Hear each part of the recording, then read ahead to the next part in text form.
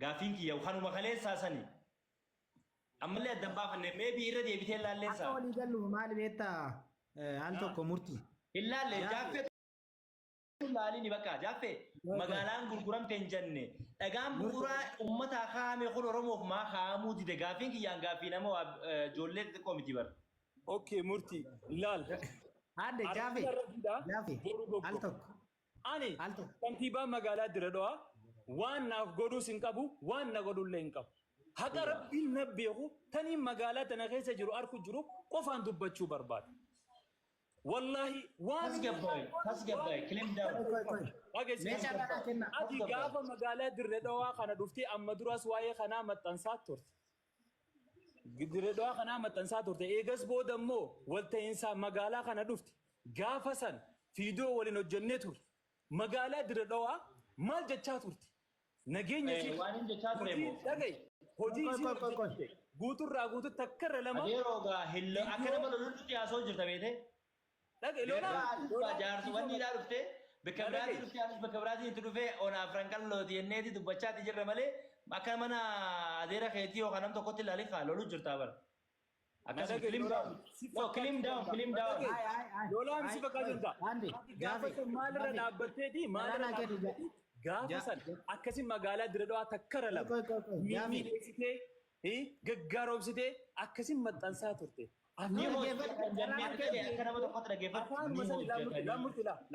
Afaanuma saniin arra deebitee mee waan takka tan magaalaa. Isin hayyoota qoy. Gaaffii kanarratti isin hayyoota. Abbaa Gadaati isin. Kanaaf isa waliin qabatu takkitti haasawaa deemu. Gaaffii kiyyanaa deebisi isin hayyoota maaltu ari'ee isin geesse kaleessa? Tanaafis waliin qabu san dhaquu mirga qabna dhiisi. Tabu waggaa lama dura waan ta'e yoo akkas si ibsu na barbaadde na dhaggeeffadhu qaba. Murtii naamusaan laa tasgabbinaa sun ani leensi. Maal eenyu? Tasgabbinaa sun. Daayiloogi gootan gaafe. Gaafa san maaltu akkas si yechisiise? Gaafa san. Duuba dhaggeeffadhu deebisu gaaffii gaafattee deebii na deebisuu maaltu si kanname akkas si yechisiise? Arrammoo maal dhabde maaltu sirraa murame akkana jedhu. Deebisuu gootan. Ntawa. Deebisu? Warra kun ibsaa maal jette ibsaa maal jette dhiifama. Daayiloogi gootan akkasitti miti. Mariin jechuun amma daqiiqaa irratti wal mormaa jirru. Jaaffee mirgaana keessaa bahi waan gaafate naan jeen Diradawaan mana nam tokkoo miti. Uumaa tasgabbii walii galla. Hayyee ibsaa fixadhu dhiifama. Jaafe tokkoffaani kan jalqabas jechaan ture. Aayaa. Ammas immoo daayiloogi atii fi murtii guutuun gootaniin rakkoon Diradawaa furamuu danda'a furamuu dhiisuu danda'a. Garuu akka dargaggeessaatitti akka nama dhimmi magaalaa nu ijoollee arfan qallootii hartan ani tuulama garuu immoo wanni godhamaa jiru sirrii miti. Naamusa qabachuu qaba, sheeppi ta'uu qaba nama jechaa jiru keessaa ani nama tokko.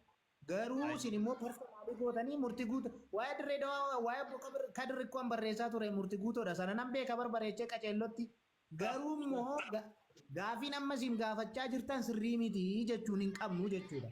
Ati akka deeggaraa obbo Kadirrittis haa ta'u wanni Diradawaa keessatti godhamaa jiru waanuma dura ture malee magaalaan Diradawaa hin gurguramne eenyuttuu hin shaqaqamne jettee amanta taanani just calm down and then hubachiisi ijoollee maaliif beektaa? An jalqaba waan an jechaa ture dhageessatti ta'ee yaada.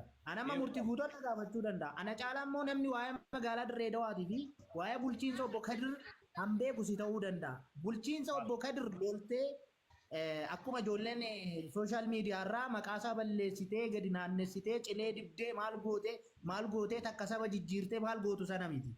Dhuguma obbo Kadir jaallata taanaan dhuguma bulchiinsa magaalaa Diradawaa keessatti rakkoon jira jettee amanta taanaan hin jiru jettee amanta taanaan tuuta jennee tasgabboofnee akka dargaggeessaatitti waan rakkoo uumame fala jennee lafa kaa'uu qabna maleessa callisnee ani murtii guutuu wal arrabsitan taanaan gatii hin qabu dadhabbii tasaatii jechuudha.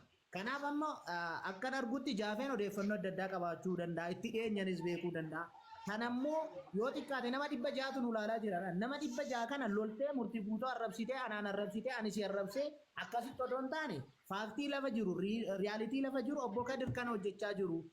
Diradawaan ammoo kaleessa akkana turte har'a kanarra jirti. Sumaalee waan barbaadde jechuu dandeessi, shubbisuu dandeessi.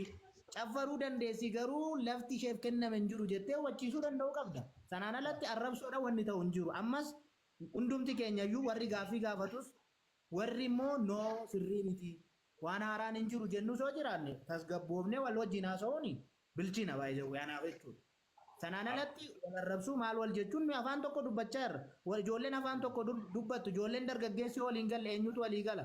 Rakkoo uumameef immoo nu waliin haasofnee haasa'an rakkoo sana furuu hin dandeenye yoo ta'e eenyu eegganna? Manguddoo eegganna har'as moo qawwee barbaanna har'as akkuma kaleessa maali rakkoon keessan? Kanaaf dhuguman siniin jedha baran. Kanaaf Jaafar waan hubachiisuu qabdu hubachiisi. Murtii guutoonis immoo waan gaafachuu qabdu sirnaan maleessa atis jaarsoo dhuftee ati eessaa dhuftee kanaaman ayasfalligin ማለት ነው. Amma deebii takkaan deebisaaf akka nama guddaatti tasgabbiidhaan jaaffeeni maamme silaabmuutu godhatte sibira namni dubbate. Gaaffiin isaa kaleessa direedawaa waliin faarsaa turre har'a immoo ni homattee maaliif gaaffii jiruudha. Galatoome obboleessa qiyya. Kaleessa hoggaan homadhu san isan duras homachaatiin ture. Dhaqee ni ilaale maal nuun jaani ni hojjanna yeroo qabna waggaa lama keessatti waan jaame kana hunda ni xumurraadha. Namoonni tariyaatiin jirtu gaafa akka walii gallu wajji haasawaati turre finfinnee turre ni jirtaa hunatti fakkaate. Namoota guddaa wajji haasawaati turre ni hojjannaadha. Akka hojjetuuf nama tokko ni jabeessitallee yeroo illee kan ta'eef zimma irraachi garagaltee akka hojjetutti dhiista. Qeeqni nama sirreessa nama qajeelcha. Maafan qeeqama yoo jette immoo hin ta'u addunyaa kanarratti isaa miti dirreedhawaan bulchiinsi magaalaa dirreedhawaa obboleessa keenya Khadiir Juwaar quraana rabbiitii miti kan irraan hirrifamne kan itti hidhaamu ilma namaati.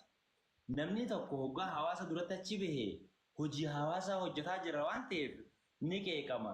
Shufeera makiinaa namaan oofu laalimee fakkeenyaaf shufeera asin buusi maal dabarsita asin buusi siin hin jenne. Hai maaliif gatii daddabalta maaliif akka wanni namni hin jenneen hin jiru inni immoo shufeera si galee mi kanatti fudhachuu qabda yaada garaagaraa namoonni ibsata inni immoo bulchaadha yaada bilchinaan isarraa eegamu deebisuudha qaba malee maaliif abaluun akka naan jechuun qabu kaleessa dirreedhawaa gaafan dhufe akkamitti akkaan dhufe namni sirra beeku hin jiru akkamitti akka walitti argamu namni sirra beeku hin jiru mana kan kee waliin turre akkaan sumunii takka tikeeta namni naan muriin ati ni beeyta mana keetiin soo nyaataa dhugee ture yaani. Kaleessa san akka hojjetaniif anaa fi ati halkan sa'aa torbatti qarshii nuu kafalaniiti miti kan viidiyoo magaalaa sadii waraabnee magaalaa bareechuu jirtan bifa kanaan itti fufa kana boodallee ni hojjetama wanni nageenya caaleen jiru sa'aa torbatti inumaa'uu adaamaan dirreedhawa irraa fakkeenya fudhattee baajaaja halkanii godhuu qabdii jee nama dubbataa tureen. Har'a wanni qeeqeef kun maali?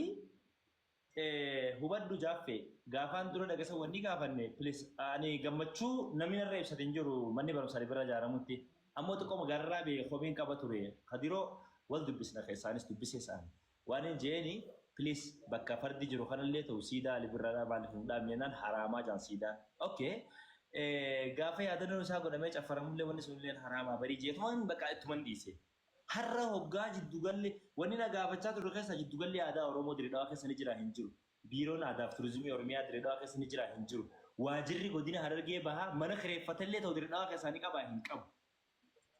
Oromoon bakka kitaaba xiqqaa tokko nashiidaa itti eebbisu Dirreedhawaa keessaa ni qabaa hin qabu. Eessa dhaqa galma calanqoo Harar magaalaa xiqqoo sana. Siigaleemi kanarraa ka'eeti gaafii tana gaafachaa turre. Wanni amma kallattiin dubbii tana uwwisee gaffite dhakaa bu'uuraa inni kaa'aa ture san biratti barreeffame afaan Amaaraa san dubbistee yoo jiraattan santu dubbii kaase. Ani amma guyyaa sadii booda itti dhufe waan kana. Murtii fallee kan duraan dirreedhaa akkana ta'an okay.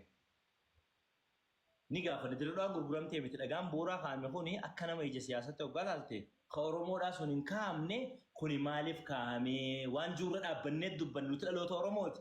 Nus keenya gaafanna ijoolleen Somaaliittis kan isaanii gaafatan bulchaa kana qabnaaf gaafatan. Siigaleemi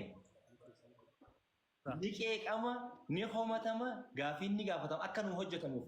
Okay, egaa isa bira qaamaan deemtanii jiraatan obboleessa kiyya ilma Oromoodhaa jaaffee yuutuubaroota tiktaakaroota ijoollee miidiyaadhaa bizinesmaanotaatu deeme okay. An ijoollee wajji deemtan san keessaa nama tokkos hin beeku kan walitti dhiyaadheen isin qabu jaaffeedhaan beeka. Sumaan gaafachuudhaaf Sumaan gaafachuudhaaf qopheera ture. Thank you bro. Sumaan gaafachuudhaaf qopheera ture. Jaaffee sirriitti na dhaggeeffadhu.